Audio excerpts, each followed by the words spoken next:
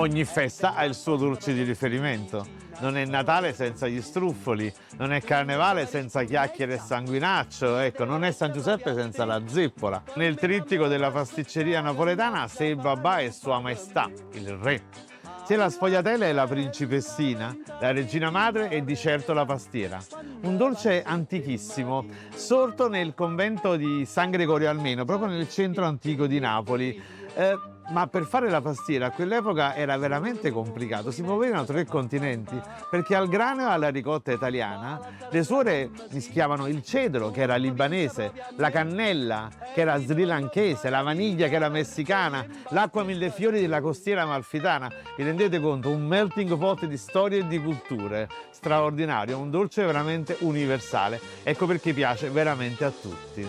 Ma non pensate che la pastiera sia un dolce di pace, tutt'altro, è un dolce che genera litigi furibondi nella città di Napoli. Su un fatto però sono tutti d'accordo, la miglior pastiera è quella di mamma.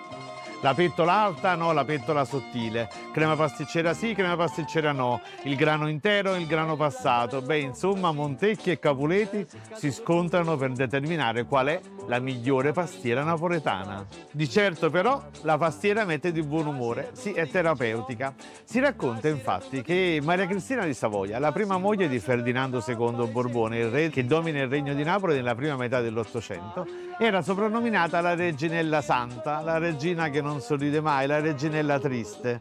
Ma quell'anno il cuoco di corte a Pasqua preparò la pastiera e allora lei assaggiò un pezzettino della pastiera e sorrise. Beh, suo marito Ferdinando II, che si prendeva sempre gioco di lei, disse: "Ah, finalmente sta moglie mia si è fatta una risata. Ora però per poterla vedere ridere di nuovo devo aspettare un altro anno".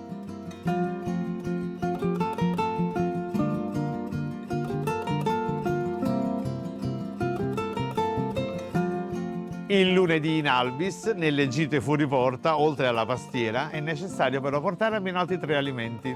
La frittata di maccheroni, che è il simbolo stesso del riuso alimentare nel Regno di Napoli, e poi tortano e casatiello. In realtà i 2 termini oggi vengono utilizzati quasi come sinonimi, ma hanno una storia ben diversa. Il casatiello era una torta molto semplice, di cacio, da caseum, dal latino, quindi ecco perché da cacio casatiello, farcita solo con un po' di sugna, qualche cigolo e le 4 uova sacrificali, simbolo della rinascita, fissate con l'impasto a mo' di croce.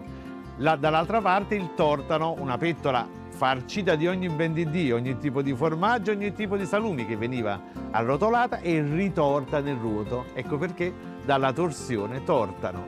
Caseum, casatiello da cacio, tortano da ritorto. Oggi i 2 termini sono utilizzati in maniera quasi indifferente, ma che lo chiamiamo tortano, casatiello, l'importante è che rallegri tutte le nostre gite fuori porta del lunedì in Albis.